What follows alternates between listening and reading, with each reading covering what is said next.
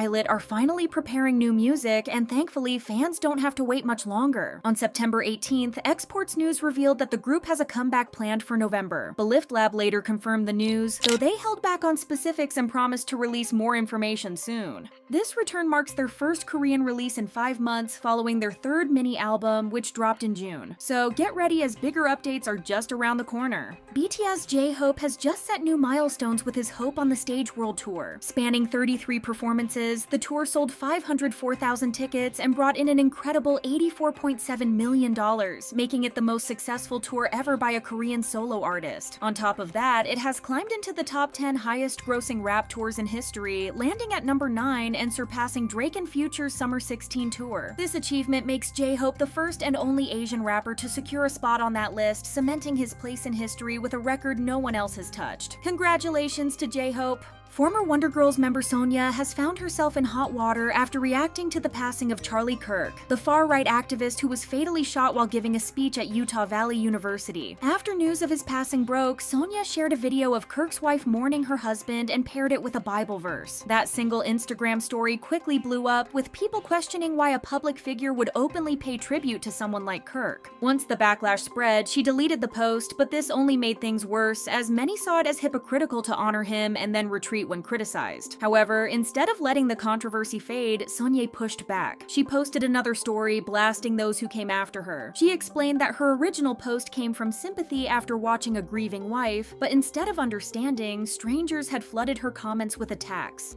According to her, people threw his politics back in her face, dragged Wonder Girls into the conversation, and hurled insults that went far beyond what she expected. She went on to say, "So, do you find yourself laughing and saying good riddance when a life is lost? Are you angry at me because I refused to stay silent?" She explained that her post was only meant to grieve someone's loss as a fellow human. Even if they had different beliefs, she hoped people could still move in a better direction. She asked others not to twist her words into political or religious debates and urged them to stop invading her space with cruel or disrespectful behavior. People reacted strongly towards her statement, with a netizen writing, her saying it's not a political statement yet reposting a video showing the widow who was very much making a political statement. Some argued that if Sunye genuinely cared about human loss, she would have also spoken about the lost lives in Palestine or the tragedy at a Colorado high school where a teenager harmed classmates before turning on himself, which happened at the same time as Kirk's passing. Others, however, felt it was unfair to attack her simply for mourning someone. Moving from one public debate to another, attention has turned to Aespa, who are facing criticism for one of their concerts. To explain, a YouTuber recently slammed Aespa's concert in a review that quickly went viral. The group has faced criticism before, especially after their performance of Rich Man on Good Morning America, which many viewers found lackluster. Now their live performance skills are being questioned again. The reviewer, who initially had a small following, shared her experience on Nate Pan, and the post racked up over 124,000 views. She was blunt about her impression, saying she wasn't sure she would attend another Aespa concert. She noted that many vocals seemed pre-recorded, with only a few moments possibly live, and pointed out that much of the dance music could have been enjoyed just as well from home by watching music shows. While she admitted the members looked stunning on stage, she repeatedly compared the concert to TV performances, feeling the show lacked energy. She even called it a waste of money, emphasizing that beyond their visuals, there wasn't much else to take away. In the end, her summary was simple and direct. They were beautiful, that was it. One comment under the video read, "This person is right. Aespa's concert is so boring. They just act pretty and act cool in AR and then it ends. The backup dancers seem to be top-notch." Some viewers also shared their frustration with Aespa's show, pointing out the heavy use of pre-recorded vocals and expressing disappointment in the members' stage growth. A few even argued that after 5 years in the industry, the group should have shown more improvement. What's your take on this? Over the past few years, BTS's V has been at the center of numerous dating rumors, especially involving BLACKPINK's Jennie. These speculations have appeared repeatedly. First came the talk of a Jeju Island trip, then allegedly leaked photos, and even an alleged video showing them walking hand in hand in Paris. Rumors about a breakup surfaced when V enlisted in the military, yet speculation never fully died down. The latest buzz reignited after both attended a Tyler, the Creator concert in Seoul on September 14th. V went with RM and J-Hope, while Jennie was accompanied by model Lee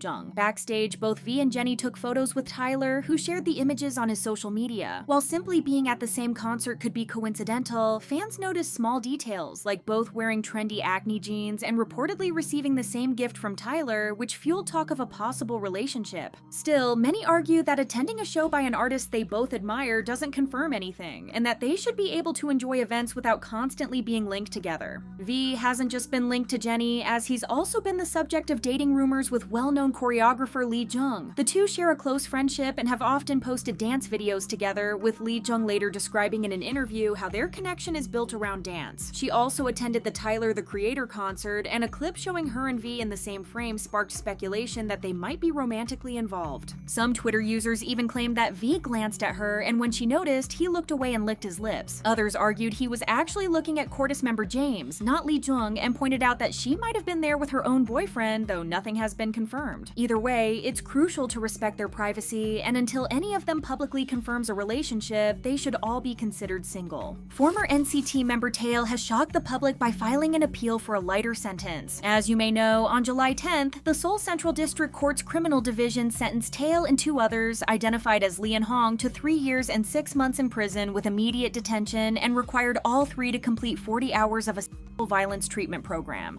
The court cited mitigating factors in its ruling, including the defendants' clean prior records, their admission of guilt, and a settlement with the victim, who no longer wanted them punished, which led to a reduced sentence. Yet just 6 days after the initial verdict, Taeil filed his notice of appeal. On September 17th, he and his two accomplices appeared in court pleading for leniency. Their defense attorneys admitted the guilt of all three, but claimed that the prison sentence was excessively severe. Taeil's lawyer added that he had led a responsible life prior to the crime and framed the offense as a momentary lapse in judgment, arguing that he was unlikely to commit another crime and highlighting his strong family connections as a reason for mercy. The lawyer said, "He has no criminal record and has been consistently involved in donations and volunteer work. People who know his character have also submitted petitions requesting leniency." The defense further claimed that Taeil had no intention of committing a crime, insisting that the victim was invited back to his residence merely so they could continue drinking, not because he planned anything illegal. They also emphasized the financial struggles Taeil and his family faced, using this as another reason to request a reduced sentence. In contrast, prosecutors argued that the existing sentence was already too lenient given the seriousness of the crime and the clear criminal intent, and they renewed their request for a 7-year prison term. The defense's claims sparked outrage among both Korean and international netizens, who were particularly shocked that Taeil would appeal a sentence many already considered far too light. As one Twitter user said, "Only receiving 3 years and 6 months, knowing you won't even serve that much, and having the audacity to appeal such a short sentence when you committed such a heinous crime is really audacious of him." Many people were outraged at how Taeil's defense framed the crime as a momentary lapse in judgment, arguing that it trivialized the lasting trauma inflicted on the victim.